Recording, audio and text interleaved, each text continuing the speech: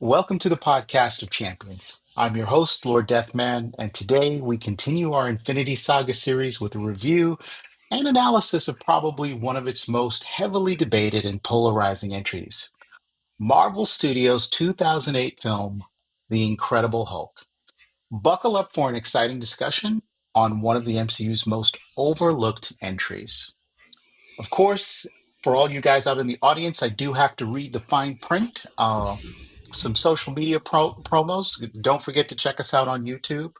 Don't forget to follow us on X, and we're also on Instagram, all of the major spaces of social media. If you're looking for us, you can also catch us on our message board and join the discussion there. Sakar.freeforms.net. You can share your thoughts on the Hulk, the Abomination, everything MCU. We're always talking about everything going on in fandom.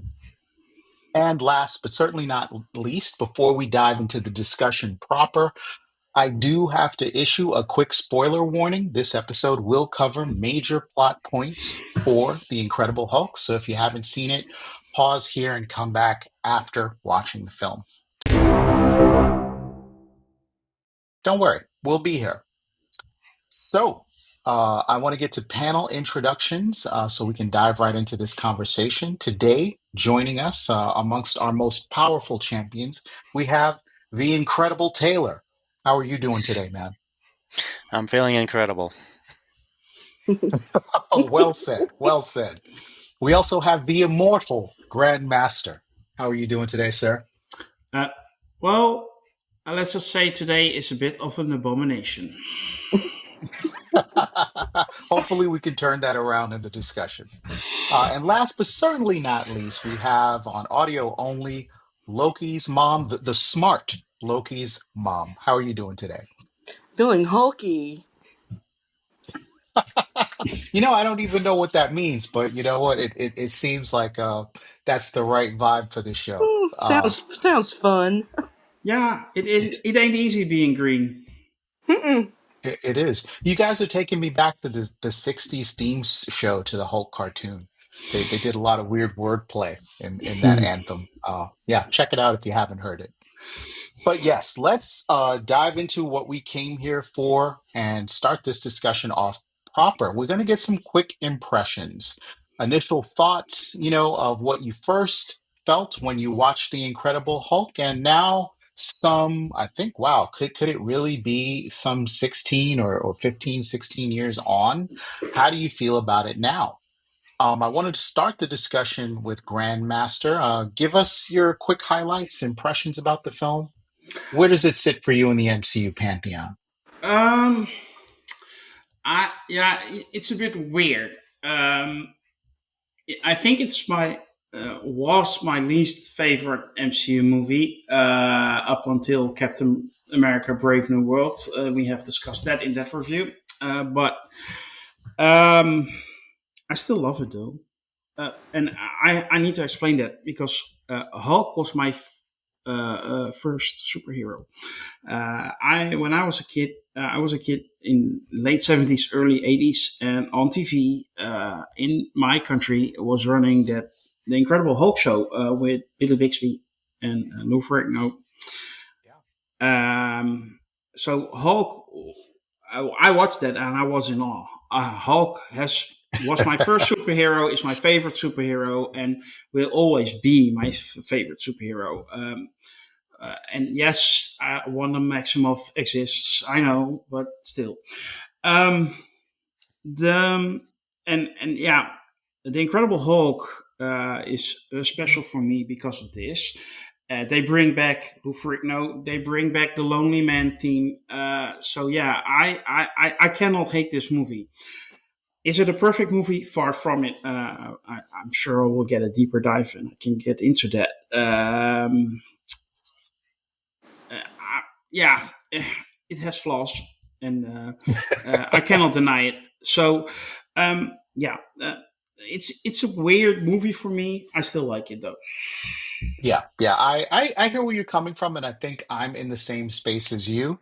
I really did enjoy this film a lot, but it's hard to ignore some of the inconsistencies about it. Could Dr. Banner really have learned parkour while he was in Brazil. I guess he was in the place to learn it, capoeira or any one of those. But it did seem a little weird that his physical prowess had been kicked up a notch for this one. But I'm not going to harp on that. Moving on to quick impressions and thoughts and feelings from our next champion, Loki's mom.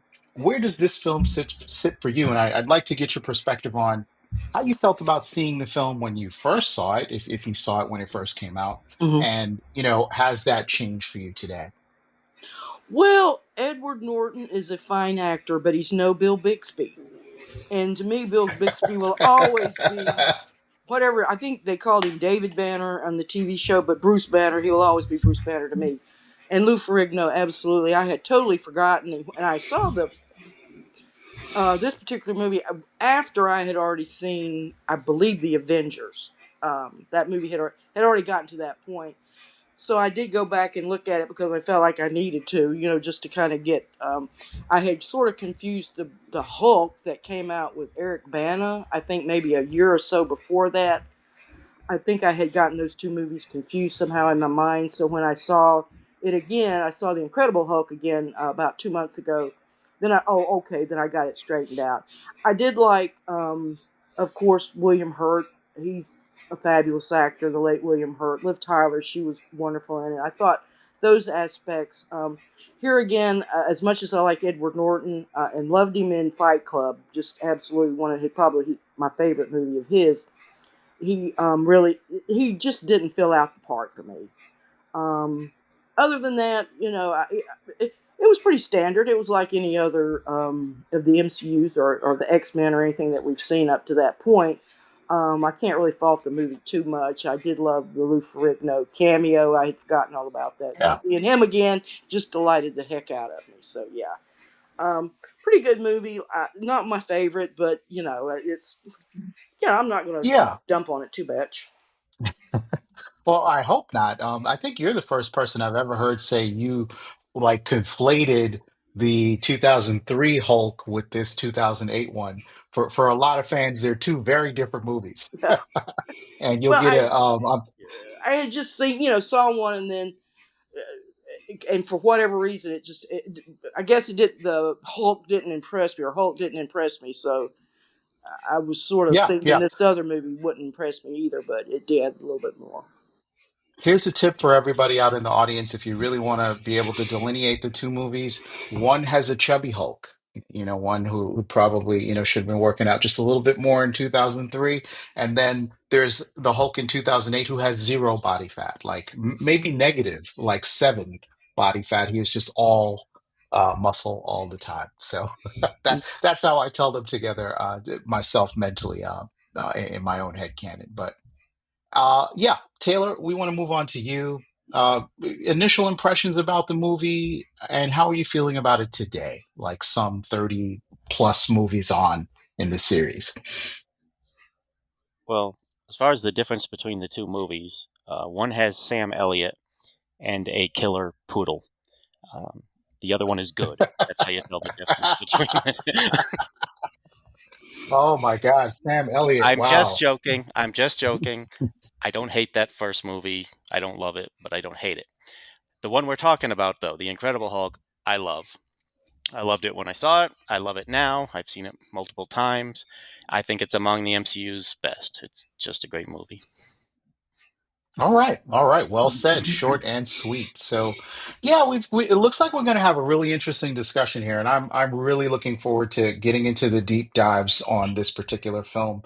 There's a lot to unpack about the legacy of this film. I feel like very early on, when it first came out, it was overlooked. It didn't seem to have a huge impact on the MCU, but now, all so many, even right up until our most recent film, Captain America Brave New World, we are beginning to see more of the impact of the Incredible Hulk on the story. So, yeah, let's get started with the discussion here. I want to start with you, Grandmaster, and kind of talk about the sort of the character dynamics here. We have Edward Norton's Bruce Banner versus, say, Mark Ruffalo's or Eric Banner's portrayal. I want to know where you sit in terms of how you feel about Edward Norton as the Hulk in this particular movie. You know, did he bring anything that was particularly unique, or is he the forgettable Hulk amongst the actors who played him? No, I'm a fan of Edward Norton. I think he's one of the best actors of the 21st century. Only, yeah, he is also a bit of a diva. So, yeah.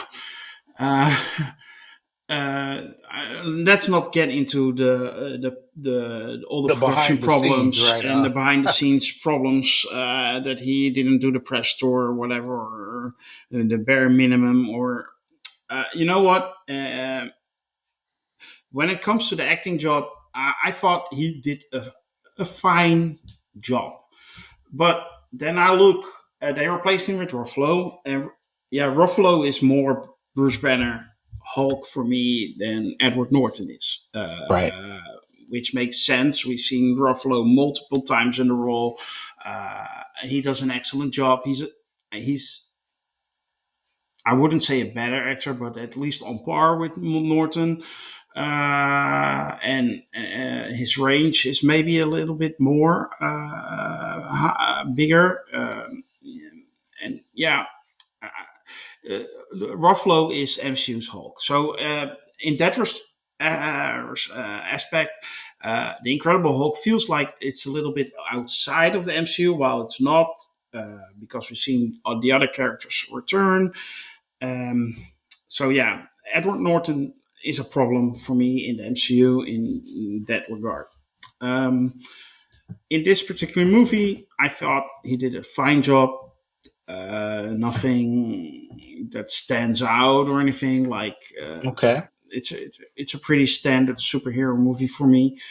Um, um, I think um, his Hulk was mostly CGI. He didn't really look like Norton, so I see the almost like two separate characters, if you know what I mean. While Yeah. when you look at Yeah. Ruffalo and Hulk, they feel more like one. So that is there, and yeah. Overall, this movie was flawed, like I said before. There are some strange things going on with night and day in the Right. opening sequence in Brazil.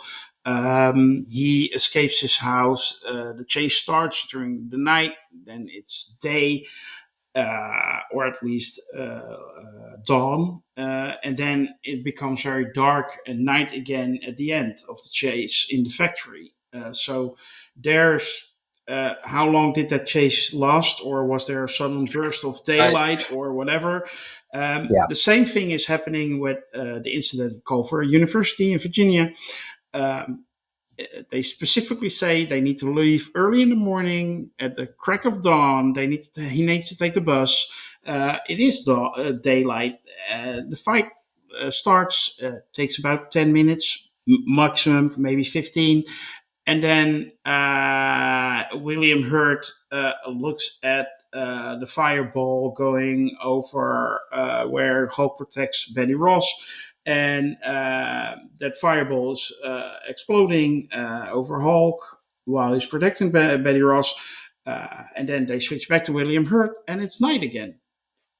Yeah. It's It looks it's like they definitely had some problems Yeah, managing. and normally I can overlook these kind of editing issues, but in this case, it's so abundantly clear and so annoying. And every time I see it now, and I rewatch the MCU quite often, as you can see on the board. And every time this annoys me more. And that's even more annoying for me than basically they change the actor at a certain moment. They've done that before in the MCU. They will do it again, no doubt. And they even use the same actor to play multiple characters. They've done that before. They will do again, as we all know. So that I don't mind, but it's more like, it's like Universal didn't care in post production. They just wanted to get this movie over with, put it out there, and forget about the character, forget about the this movie. Unless, but the problem is, it's in the MCU, and people talk about the MCU for now 17 years. So yeah, it's a part of it, and yeah, they did a bad job in post and made some weird editing choices, and yeah, it's to Yeah, me, and you can tell it's still one of the I think the Marvels only recently overtook it for having the shortest runtime in the MCU. It was up until then, I think it was in a tie with Thor: The Dark World for the yeah. least length of any of their movies. For me, that's never an issue, having a shorter movie, but it really feels like it was a rush job, and they just did it so they could keep the rights to the character. Uh, it really felt like that. Also, the after credit scene, it's before the credits. It's clearly disconnected from the movie, but it's It was still, done at a totally different time. Yep. yeah, they just put it, it feels like they recorded that months later and then just edited it into the movie. Like, you see, it's MCU. So it really feels like it was never meant to be MCU, but then they put the scene in with Downey and William Hurt, and then now it's MCU, so it's important. Um, yeah, I don't know. It just feels like it. I don't know if that's the truth. So yeah, overall, like I say, they put the Maloney Man team in. I love that. They put Lou Ferrigno in. I love that. They get back to this movie a lot, certainly recently, and I like it. It's part of the MCU, and I like it. But yeah, come on. They could have done a Yeah. little bit of better job. Marvel Studios took more care of their movies later on, and it shows. And um, it's not that I hate the movie; it's entertaining enough. It's just that, yeah, it is flawed. It is flawed. It is flawed, but I think even with it being flawed, somehow it manages to overcome a lot of that and still be a solid night out at the movies and a fairly entertaining film Yeah, and a film that's had some lasting impact on the MCU. I agree. Quick question before we move on to our next champion for deep dive analysis. Would you want to see Edward Norton in Doomsday, like as a multiversal Hulk? So we can kind of acknowledge that he was a part of this, or would you rather that we just move on? The latter, and it has nothing to do with my hate for the multiverse in general. That is just a bonus. No, Edward Norton should not get back to the MCU. That's not a good idea for anybody. And um, what I would like to see is like Ruffalo get back to like normal Hulk things again. Like, Right, a Savage Hulk, maybe. yes, exactly. Get us out of the smart world. Yeah, yeah. Exactly. That's what I would like to see. And so, but I don't need Edward Norton back at all. I don't need Eric Bana back. Also, Indeed, indeed. Well, thank you, sir, for that searching analysis. We are going to move on to our next champion in the wings, and Loki's mom. I would love to get your thoughts on the sort of modern reappraisal that's happening with the Incredible Hulk. Again, it seemed like at the very beginning of the MCU, this was not a throwaway movie, but one that probably wasn't going to inspire a whole lot of discussion. It felt like it came and went. Didn't get much recognition in its day. Do you feel that 16, 17 years on, that it does deserve more recognition? Well, yes, it deserves recognition because of the storyline, the continuity of it. Because they certainly brought back Thunderbolt, and then in the last Captain America movie, it reprised his character again and brought back his daughter, Liv Tyler. So yeah, I think it definitely is a part of it. I mean, it's in phase one. Sometimes we can sort of take some of these other movies and call them phase zero because they kind of don't fit in, like um, the agent. Agents of Shield TV, which is a great TV show, but really does not is not part of the phases. It's on its own little verse, as it were. Um, yeah, I did like that they had the little cameo of Bill Bixby in a TV show Courtship of Eddie's Father. Certainly, that was the one. That was the TV show he did before the Hulk.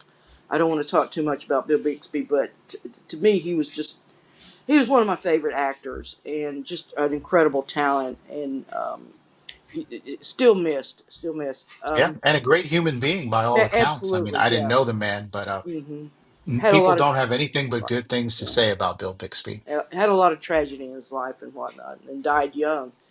But anyway, yeah, Edward Norton, as I just said, he's not my favorite actor as far as this character goes. Not my pick, and I think Edward Norton does not want to be part of it either. So I think his feelings mutual. His feelings are not hurt.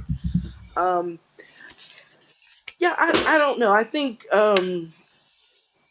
as far as the modern appraisal, probably I think this came out just after. I don't know how many months it came out after the Iron Man. But I don't think the MCU, the team, I don't think they had their plans, thought that they were going to go forward with it like they did with story after narrative, and building up to a crescendo, ultimate ending.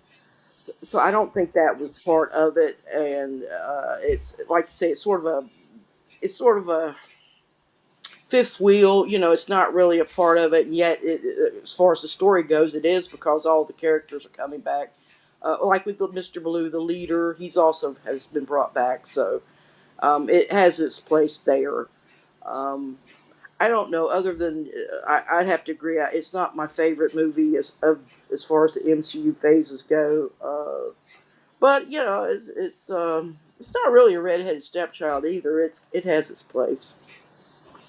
Right. You could always say Thor the Dark World, right? And then it'd be like that's what you do to distract the fans in a negative conversation about the Incredible Hulk.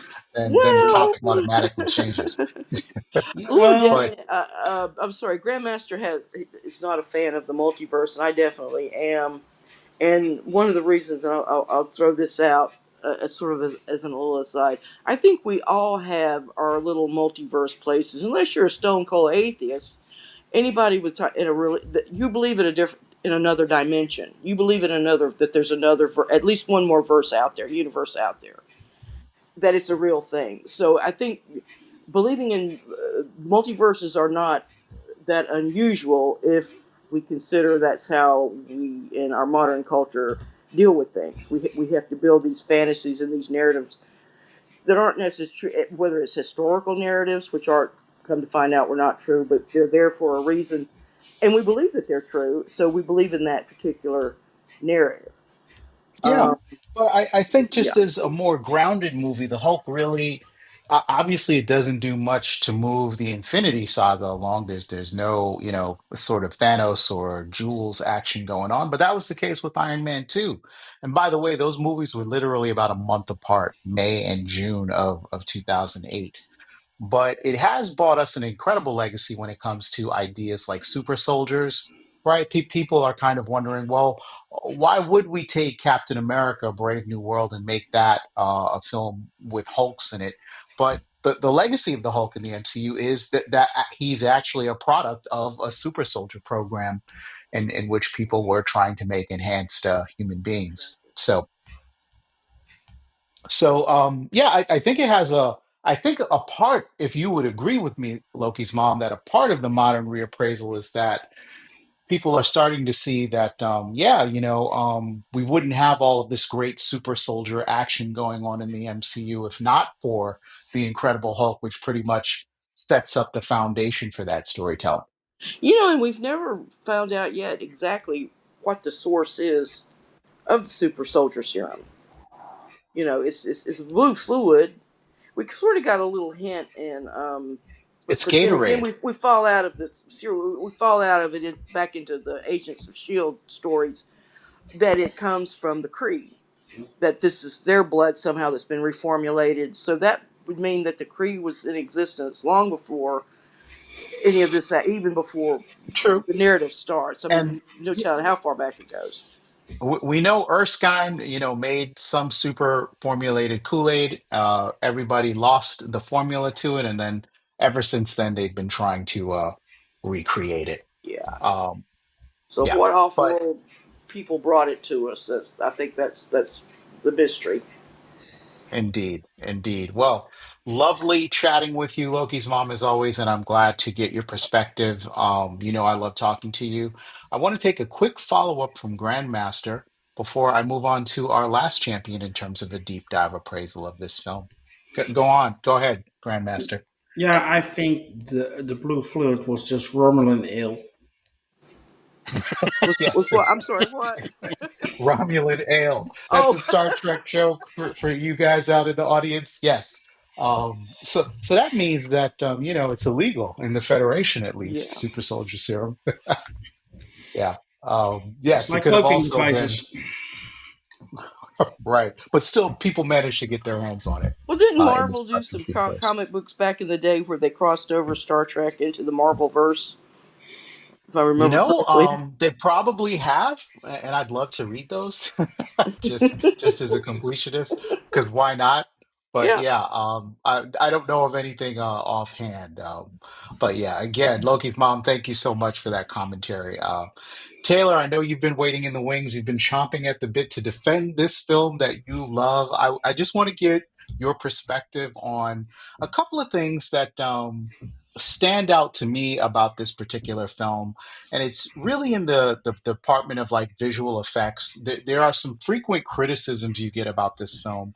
One, that the character design of the Hulk in this particular rendition is a little weird, in terms of comparing it to all of the other Hulks we've had in the movies, and that the film kind of just turns into this CGI cartoon by the third act. Once you only have the Hulk and the Abomination throwing cars and leveling buildings at each other in Harlem. Um, what's your thought and analysis on that in terms of just the visual cues of the film? What's your feeling on it? I didn't have any problem with the visual effects. I still don't have any problem with them. To me, it's a reflection of the technology that they had at the time. There may have been at the time something better out there, but what they had for this movie was fine. I said it didn't bother me at all.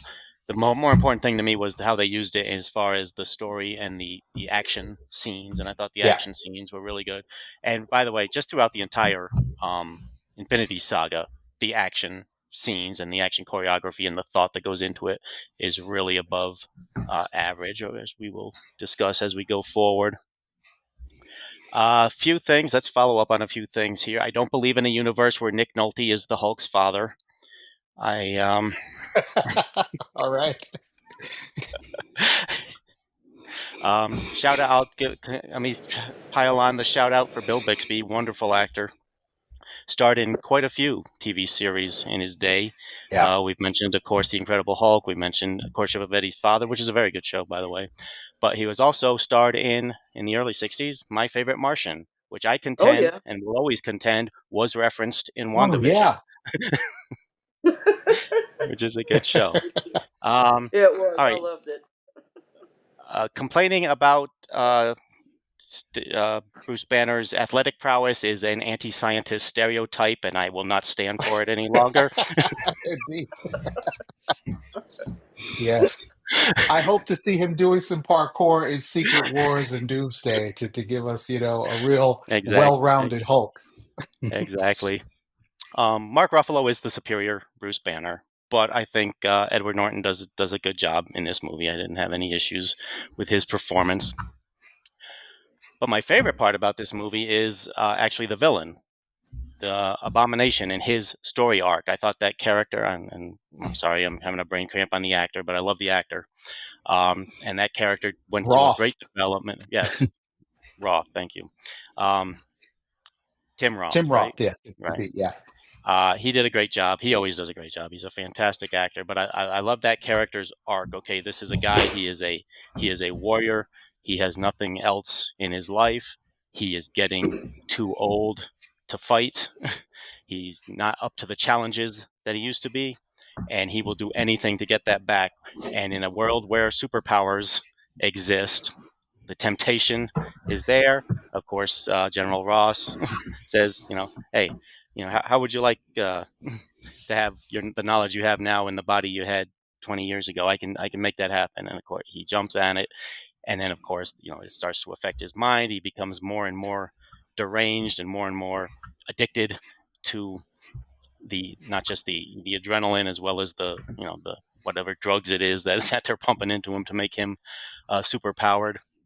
And he just keeps going back for more until, of course, he finally overdoses and becomes Yeah, Abomination. overdoses. He finally overdoses and becomes Abomination. And they have a really great action scene there between Hulk and Abomination. And of course, the leader is created, and we didn't have to wait too long for follow up on that.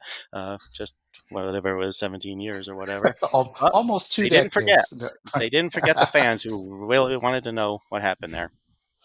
And the other part, just to jump back in time a little bit, um, storytelling.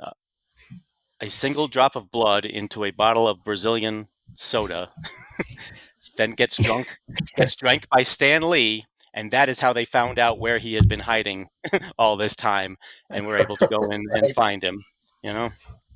Loved it. Yeah.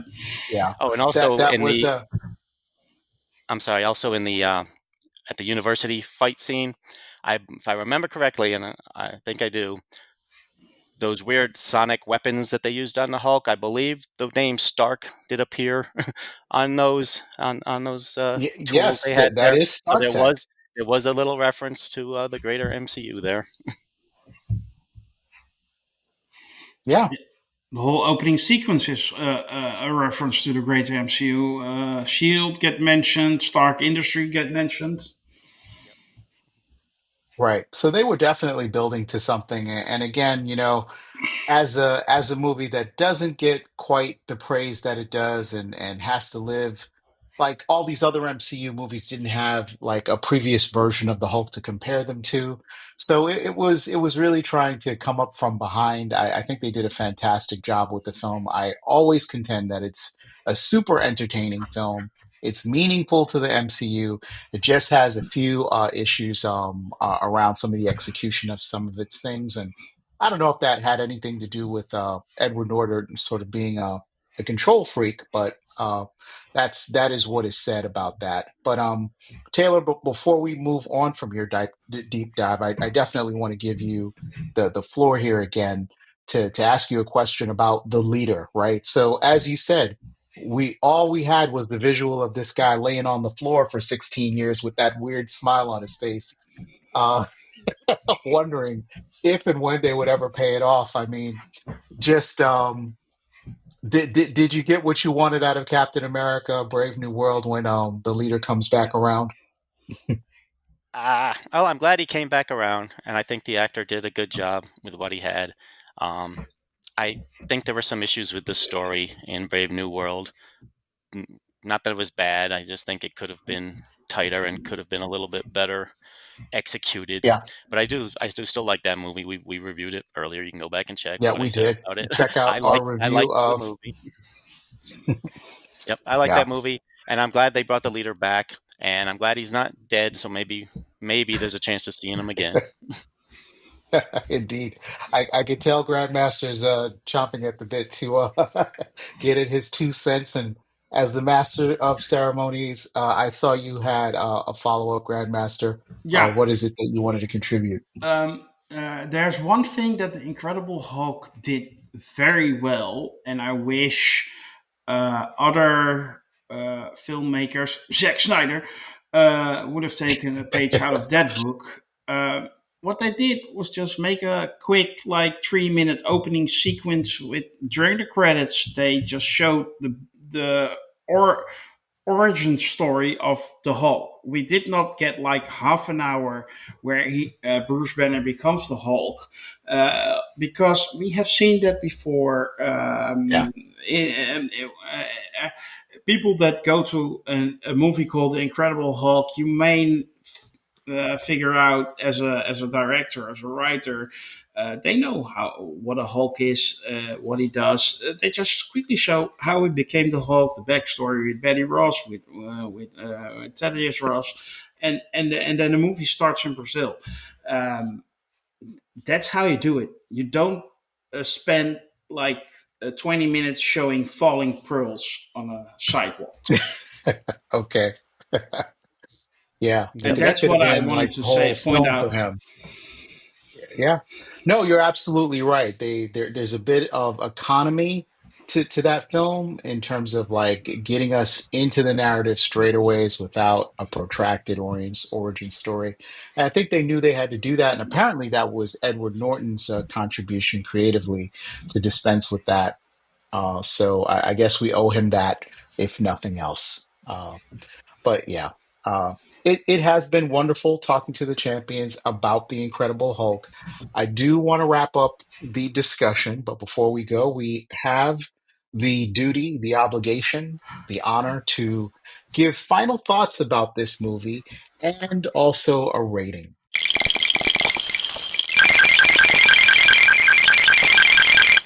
So I'm going to start with you, Taylor. Uh, an up note rating, please. Great movie. I encourage everyone. If anyone out there who's only seen it once, go back and watch it again because I think it might surprise you. It's a really good movie, especially in the greater context of the MCU.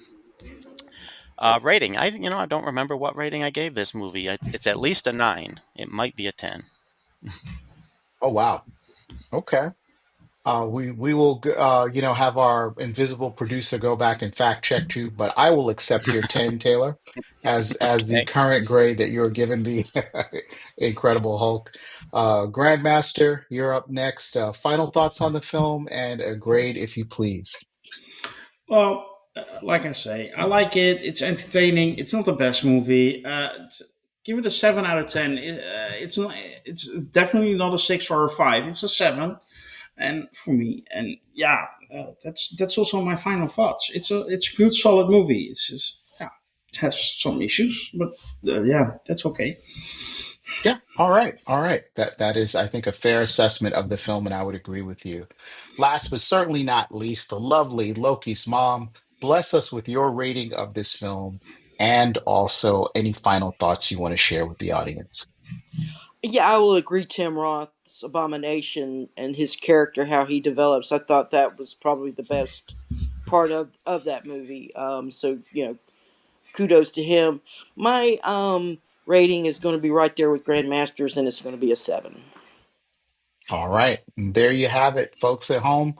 Yeah, this has been a great discussion. I've had a great time breaking this film down. You have the recommendation from the panel of champions. If you haven't seen it in a little while, you might want to put on The Incredible Hulk and get a sense of one of the films that was the building block of the MCU. Uh, Parting is such sweet sorrow, but I do have to give a huge thank you to the panelists who joined me today. That would be Taylor, Grandmaster, and Loki's mom for their brilliant insights. And I also want to thank you, our listeners, for tuning in to the podcast of champions. Don't forget to subscribe to our YouTube channel. Also, to give us a like, it really helps us out. And leave comments if you agree or disagree with what we've been saying in discussion. You can follow us on X and all of the other major social media out there. Check us out on those channels. I do have to give a plug to our message board, sakar.freeforums.net, where you can continue the conversation with us there. And if you'd like, perhaps even join the show. That being said, next week and in the coming weeks, we will be doing reviews for a whole lot of content. So you're definitely gonna want to subscribe and stay tuned to the channel. We're currently reviewing Daredevil Born Again. We're going to be looking at Thunderbolts when it comes out. We may be looking at content like Your Friendly Neighborhood Spider-Man. And one of my favorites, will probably be doing an episode blow by blow of Andor season 2 when that drops. So stay tuned. There's a lot coming up and you're not going to want to miss it. Uh, Excelsior to all of the true believers out there. And we'll see you next time.